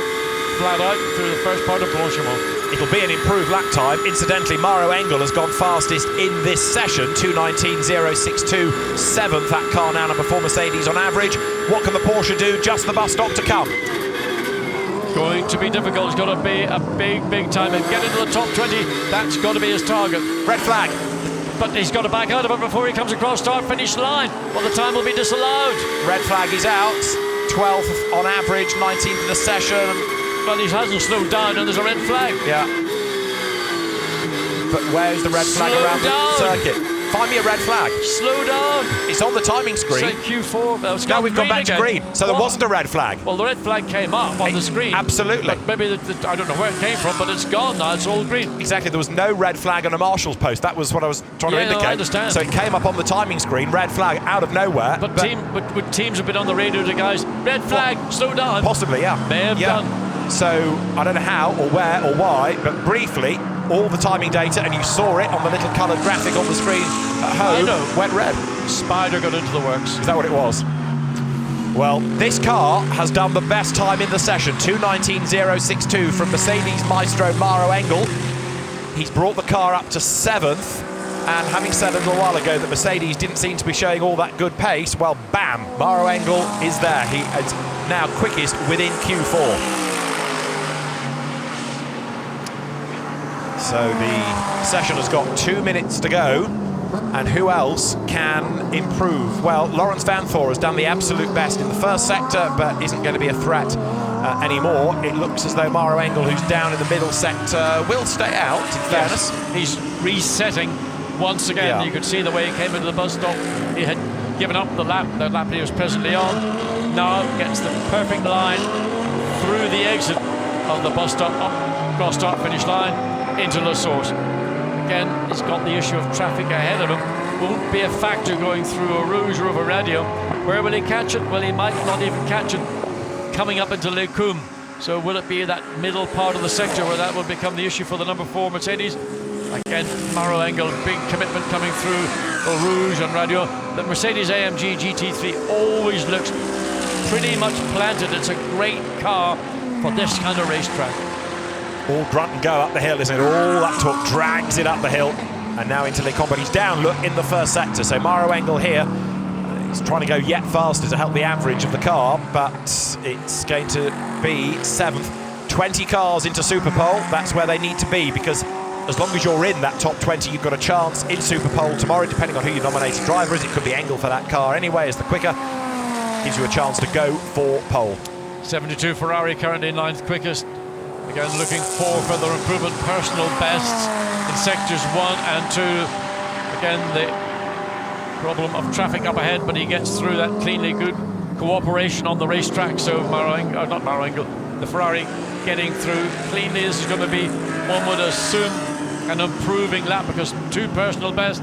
First and second sectors should be a personal best, and the third sector a good lap to 19.5, and the Ferrari is 9th. Thought I might have done a little bit better, fastest overall in the final sector, but not enough to drag the car up. So here you've got the Nissan, which is currently 21st on average and is 0.02 of a second away from being into the top 20. Can this car get into Superpole? Well, it's down in sector 1 and the flag is out. So this has got to be a Herculean effort now, has it not, to get it into the next part of qualifying. I mean, the amount of time differential between being 20th and being 21st is minute. Yeah. But you know, one little bit of exuberance, a little bit of lateness on the brake, a little bit too aggressive on the curbing. Look at Ordóñez behind the wheel. So I wonder why Ordóñez would be doing the final session rather than maybe Alex Bunker, but that's a team decision. Lucas Ordóñez came through the gaming element of motorsport and has proven that you can be a very competitive, effective driver, but the times you're saying, David, are not improving. No, he's down in the sectors, look, so I fear he's not going to get into Superpole. Remember that they leave the pit lane in order in the reverse of the top 20. So the 20th fastest car this evening will go first, and then it's the fastest car that goes out, then they get 2 laps, and it's going to be good for Valkenhorst, because as the flag goes out, number 34 BMW is fastest at the end of qualifying on average. Somebody in strife at Pouhon, who was that? Oh, I can't quite see. It's 98 BMW, which is the Collard Wittmann Krohn BMW having a rotation. 98 it is. Yes, a Krohn. Suspect he may have ridden the curb on the exit, and that just began the quick rotation. You don't really want to get onto the curbs too early on the exit of Pouhon. You can do it when you're pretty much straightened out, but if you're still steering lock on and the differential of grip between tarmac and the painted curbs usually result in the back end coming around. Let's look and see if I'm right. Oh, he's got it even before. Well, that was midway, almost midway through the corner when the back end got away. Don't know whether that was too wide too early or maybe a bit too aggressive on the curb on the entry into Pouhon. The result is sideways and coming to a stop. But delight in the Valkenhorst Motorsport team. Great effort. And Tom Blomqvist. No, we haven't. Everybody very pleased indeed. That's the day of days, isn't it? It is. I mean, what a great day. I mean, you know, not often we have the chance to say great job by the Valkenhorst team, but you know, you put a bit of talent behind the wheel and it just suddenly lifts the overall performance. Indeed, and experience as well. You know, the team has chipped away for season after season, learnt a bit, improved a bit, learnt a bit more, improved a bit more, and add it all together. And I know it's only qualifying, and I know we've not even got to the race yet. That's 2 days away, but a great job. And Philipp Eng, Tom Blomqvist, Christian Cronje's fastest. We've heard from 2, let's hear from the 3rd. Let's hear from Philipp Eng. Boys, a massive congratulations. As you see, hats are coming flying in. There you go, one for you. Philip, that was really well done, but the job's not complete yet. It's still Superpole tomorrow, yes? Yeah, it's provisional, but we take it. I'm lucky enough to have 2 very talented and quick teammates, so great job by them. Such as by the team, the car was really hooked up and it felt amazing. To be on provisional pole here for the 24 hours of Spa is a big honor, and I hope we can take this momentum into Superpole tomorrow. Very nice. Talented teammate number 1, Tom Blomqvist. You knew this was going to happen. You said you were strong when I talked to you the first time. You surprised now? Well, I mean, you know, Christian, myself, we got 2 really good laps, and And we had a bit of a margin going into the last session there, and Philip was a bit unlucky with his run, but we did enough. But yeah, I got to say, massive credit to the team. The car's been really, really good. I mean, also these conditions, they really come to play with the M6. So that played all into our hands. But really credit to Philip, to Christian. Christian's been flying. So yeah, really excited and happy for everyone. Thank you very much. Okay, now we're moving on to the second talented number driver, Christian. I've one little question for you. Who do you think's the fastest out of the three of you? Mate, it's a tough question. They're all really good. Hard for me to tell. I think Tom had the edge now in the qualifying. So we have something to work on, me and Philip. But, it's early days. We have a long race in front of us. So we're going to work further on and go on from there. Well done to all three of you. Good luck, Super. Thanks. And still to come tonight, in 40 minutes' time, is night practice, where every driver must do 3 laps, but it won't affect what we've just seen. It's practice, not qualifying. So this is the average. Number 34 BMW tops the times, then it's Audi, Audi, Audi, Audi, until you get Bentley 6th, Mercedes 7th, Porsche 8th, Ferrari 9th, Lamborghini 10th. We've not really seen very much out of Ferrari nor Lamborghini, but they're there. It's Aston Martin 11th, and then 12th for Mercedes. Let's have a look at the classes as well, because if you go to 25th, you find the leading Pro-Am. That's the number 49 Ram Racing Mercedes. If you get to 31st, you find number 28, which is the Daiko Lazarus Silver Cup car, which has done a 221 on average. Then if you go to 42nd now, sorry, no, tell you a lie, 37th, you get to 188 heading the Am Cup. That's the McLaren of Alexander West, Chris's Goodwin and Harris and Andrew Watson. And when you get to a long, long, long way down, 59th, you get to car number 67, which heads the Coupe Nationale, and that's the GDL Racing Lamborghini, the Super Trofeo entry of Andrew Harrianto, Anders Josefsson, Beniamino Gaccia, and Sarah Bovi. So those are class provisional pole sitters, of course 34 BMW from the overall situation. But have a look at this as the order scrolls through. So many different brands, so many different teams, and so many star drivers all accomplished, and you put them all together on this absolutely mega grid. The biggest GT3 race in the world. And spectacular cars, spectacular action we've had throughout qualifying, especially at Eau Rouge with the sparks flying as cars have been bottoming out through there, and there's a whole lot more to come, because if you join us in 40 minutes time or so, night practice will not only allow you to join in the game of guessing which set of headlights is which, but also finding more spectacular action. 2 cars though right at the back of the grid, look, the 76 Aston Martin after its problems, and number 7 Bentley that has also had problems. We need to pick up on why 7 Bentley missed out on one part of qualifying and is right at the back. So night practice to come. Let's have a quick look back at the best bits of 4 parts of qualifying here for the 70th edition of the Total 24 Hours of Spa. It began, of course, in the early evening, and straight away with a spin from Riccardo Patrese. He got going again, but unfortunately got beached on the grass, causing this stoppage, and Riccardo Patrese, and now bespectacled Riccardo Patrese, being dragged back, but the session interrupted. We got going again, everybody storming out, and of course there was a little bit of an incident when Chris Buncombe chopped across the front of Ahmed Al-Hafi. That's being investigated by the stewards.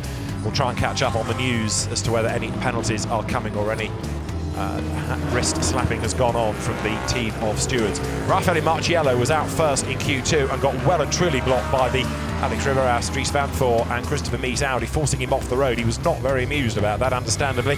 And then we had a few cars running wide coming out of Les Combes. Drivers being wished well in the pit lane. The Emil Frey Jaguar amongst the quick cars.